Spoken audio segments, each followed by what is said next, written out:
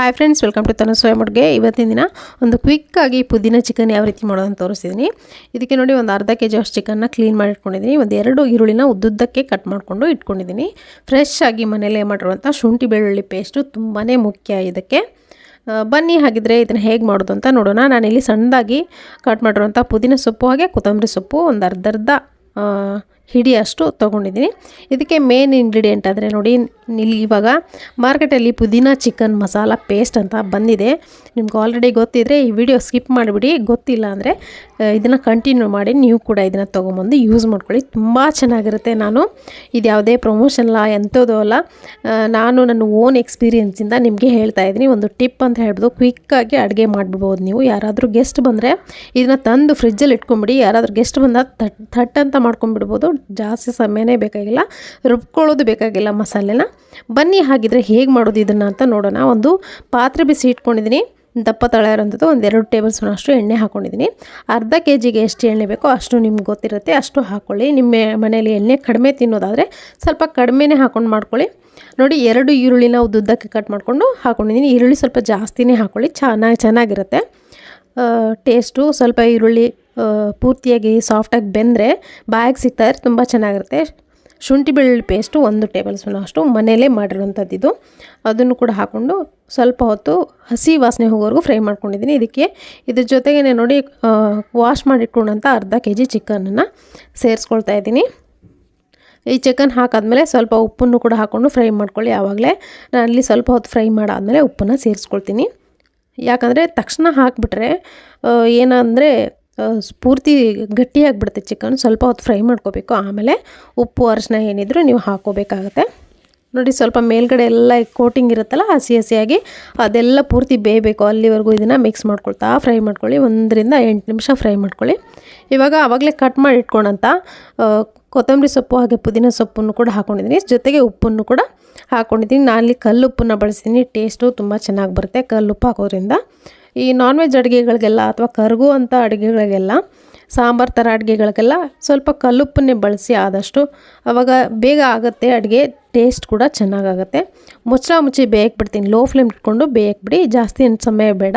Chicken ಬೇಯೋಕ್ಕೆ ಏನು ಜಾಸ್ತಿ ಸಮಯ ತೊಗೊಳ್ಳೋದೇ ಇಲ್ಲ. ಒಂದು 2 ರಿಂದ 3 ನಿಮಿಷದಲ್ಲಿ ಬೆಂದುಬಿಡುತ್ತೆ. ನೋಡಿ ಯಾವ ರೀತಿ ಬೆಂದಿದೆ ಅಂತ. ಆಲ್ಮೋಸ್ಟ್ ಬೆಂದಿದೆ. ಇನ್ನೊಂದು ಸ್ವಲ್ಪ ಸಾಫ್ಟಾಗಿ, ಮಕ್ಕಳಿಗೇನಾದರೂ ಸಾಫ್ಟಾಗಿ ಬೇಯಿಸ್ಬೇಕು ಅಂದರೆ ಇನ್ನೊಂದು ಸ್ವಲ್ಪ ನೀವು ಬೇಯಿಸಿದ್ರೆ ಸಾಕಾಗತ್ತೆ.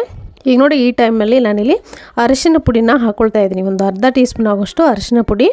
ಜೊತೆಗೆ ಈ ಹೇಳಿದ್ನಲ್ಲ ನಾನು ಆವಾಗಲೇ, ಈ ಥರ ಪುದೀನ ಚಿಕನ್ ಮಸಾಲ ಸಿಗುತ್ತೆ ಮಾರ್ಕೆಟಲ್ಲಿ. ನೀವು ತಂದು ಇಟ್ಕೊಂಬಿಡಿ ಫ್ರಿಡ್ಜಲ್ಲಿ. ಥಟ್ಟಂತ ಯಾರಾದರೂ ಗೆಸ್ಟ್ ಬಂದರೆ ಯಾವುದೇ ಮಸಾಲೆ ರುಬ್ಬೋದೇ ಬೇಡ. ಥಟ್ಟಂತ ಚಿಕನ್ ತರೋದು, ಎಲ್ಲ ಹಾಕಿ ಚೆನ್ನಾಗಿ ಕುದಿಸೋದಷ್ಟೇ. ಆಯಿತು, ಥಟ್ಟಂತ ರೆಡಿ. ಪುದೀನ ಚಿಕನ್ ಮಸಾಲ ರೆಡಿ ಆಗುತ್ತೆ. ಟೇಸ್ಟ್ ಅಂತೂ ಅಲ್ಟಿಮೇಟ್ ಆಗಿರುತ್ತೆ.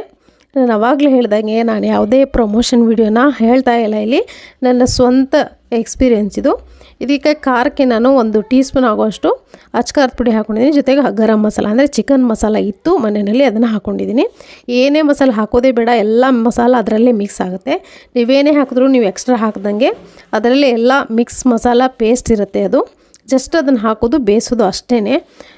ಸ್ವಲ್ಪ ನೀರು, ನಿಮ್ಗೆ ಎಷ್ಟು ನೀರು ಬೇಕು ನೋಡಿ ಗ್ರೇವಿಗೆ ಅಷ್ಟು ನೀರನ್ನು ಹಾಕ್ಕೊಂಡು ನೀವು ಮಿಕ್ಸ್ ಮಾಡಿಕೊಂಡ್ರೆ ಆಯಿತು. ಸ್ವಲ್ಪ ಗಟ್ಟಿನೇ ಮಾಡ್ಕೋಬೇಕು.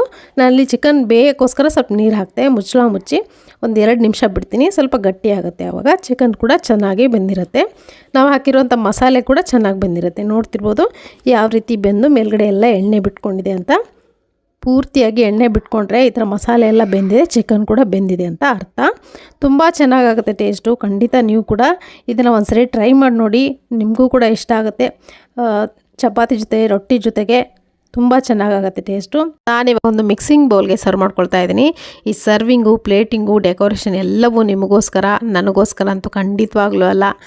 ನಿಮಗೋಸ್ಕರ ಇಷ್ಟೆಲ್ಲ ಡೆಡಿಕೇಟೆಡ್ಡಾಗಿ ನಾನು ವೀಡಿಯೋಸ್ಗಳನ್ನ ಮಾಡ್ತಿರ್ಬೇಕಾದ್ರೆ ನನಗೋಸ್ಕರ ಒಂದೇ ಒಂದು ಲೈಕ್ ಕೊಡೋದ್ರಲ್ಲಿ ಯಾವುದೂ ತಪ್ಪಿಲ್ಲ ಅಂದ್ಕೊಳ್ತೀನಿ. ಖಂಡಿತವಾಗ್ಲೂ ವಿಡಿಯೋ ನೋಡಾದ್ಮೇಲೆ ಒಂದು ಲೈಕ್ ಮಾಡೋದನ್ನು ಮರಿಬೇಡಿ. ಹಾಗೆ ನಮ್ಮ ಚಾನಲ್ಗೆ ಯಾರು ಸಬ್ಸ್ಕ್ರೈಬ್ ಮಾಡ್ಕೊಂಡಿರೋ ದಯವಿಟ್ಟು ಸಬ್ಸ್ಕ್ರೈಬ್ ಮಾಡಿಕೊಂಡು ವೀಡಿಯೋಸ್ಗಳನ್ನ ನೋಡಿ. Thank you. Hi friends, welcome to Tanu ಸ್ವಯಂ ಅಡುಗೆ. ಇವತ್ತಿನ ದಿನ ಒಂದು ರುಚಿಯಾಗಿರುವಂಥ, ಟೇಸ್ಟಿಯಾಗಿರುವಂಥ ಚಿಕನ್ ಕರಿ ಯಾವ ರೀತಿ ಮಾಡೋದು ತೋರಿಸ್ತೀನಿ. ಇದು 10 ನಿಮಿಷ ಸಾಕು ಇದನ್ನು ಮಾಡಲಿಕ್ಕೆ. ಎಷ್ಟು ಟೇಸ್ಟಿಯಾಗಿರುತ್ತೆ ಅಂದರೆ ನೀವು ಇದನ್ನು ಮಾಡ್ಕೊಂಡಾಗಲೇ ರುಚಿ ನಿಮ್ಗೆ ಗೊತ್ತಾಗೋದು. ಬನ್ನಿ ಹಾಗಿದ್ರೆ ಹೇಗೆ ಮಾಡೋದು ಅಂತ ನೋಡೋಣ. ನಾನು ಒಂದು ಅರ್ಧ ಕೆಜಿ ಆಗೋಷ್ಟು ಚಿಕನ್ ತೊಗೊಂಡಿದ್ದೀನಿ. ಇದನ್ನ ಕ್ಲೀನಾಗಿ ವಾಶ್ ಮಾಡ್ಕೊಂಡು ಇಟ್ಕೊಂಡಿದ್ದೀನಿ. ಇದಕ್ಕೆ ನೋಡಿ 2 ದೊಡ್ಡ ಗಾತ್ರದ ಈರುಳ್ಳಿ ಹಾಗೆ 4 ಟೊಮೆಟೊ ದೊಡ್ಡ ಗಾತ್ರದ್ದು ಕಟ್ ಮಾಡ್ಕೊಂಡು ಇಟ್ಕೊಂಡಿದ್ದೀನಿ ರಫ್ಲಿ ಆಗಿ. ಒಂದು ಪಾತ್ರೆಗೆ 2 ಟೇಬಲ್ ಸ್ಪೂನ್ ಅಷ್ಟು ಎಣ್ಣೆ ಹಾಕೊಂಡು ಎಣ್ಣೆ ಚೆನ್ನಾಗಿ ಕಾದಾದ್ಮೇಲೆ ಕಟ್ ಮಾಡಿ ಇಟ್ಕೊಂಡಂತ ಈರುಳ್ಳಿ ಏನಿದೆ ನೋಡಿ ಅದನ್ನ ಹಾಕೊಳ್ತಾ ಇದ್ದೀನಿ. ನೀವು ಉದ್ದುದ್ದಕ್ಕೆ ಕಟ್ ಮಾಡ್ಕೊಳಕ್ ಇಷ್ಟ ಇಲ್ಲ ಅಂದ್ರೆ ಹಾಕೋದು, ಸಣ್ಣದಾಗಿ ಕೂಡ ಹಾಕೋಬಹುದು. ಈ ತರ ಹಾಕಿದ್ರೆ ಚೆನ್ನಾಗಿರುತ್ತೆ ಟೇಸ್ಟು. ಬಾಯಲ್ಲಿ ಸಿಗ್ತಾ ಇದ್ರೆ ಚೆನ್ನಾಗಿರುತ್ತೆ. ಸ್ವಲ್ಪ ಚೆನ್ನಾಗಿ ಬಾಡಿಸ್ಕೋಬೇಕು, ಟ್ರಾನ್ಸ್ಪರೆಂಟ್ ಆಗೋವರೆಗೂ ಫ್ರೈ ಮಾಡ್ಕೊಳ್ಳಿ ಇದನ್ನ ಈರುಳ್ಳಿನ. ನೋಡಿ ಈರುಳ್ಳಿ ಇನ್ನೂ ಜಾಸ್ತಿ ಹಾಕೊಂಡು ಮಾಡ್ಕೋಬಹುದು, ಟೇಸ್ಟ್ ಕೂಡ ಚೆನ್ನಾಗಿ ಬರುತ್ತೆ, ಫ್ಲೇವರ್ ಕೂಡ ಚೆನ್ನಾಗಿ ಬರುತ್ತೆ.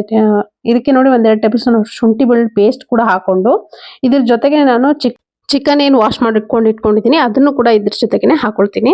ಹಾಕೊಂಡು ಎಲ್ಲ ಸೇರಿ ಮಿಕ್ಸ್ ಮಾಡ್ಕೊಳ್ತಾ ಫ್ರೈ ಮಾಡ್ಕೊತೀನಿ. ಶುಂಠಿ ಬೆಳ್ಳುಳ್ಳಿ ಪೇಸ್ಟ್ ಜೊತೆಗೆ ಚಿಕನ್ ಕೂಡ ಫ್ರೈ ಆಗಬೇಕು.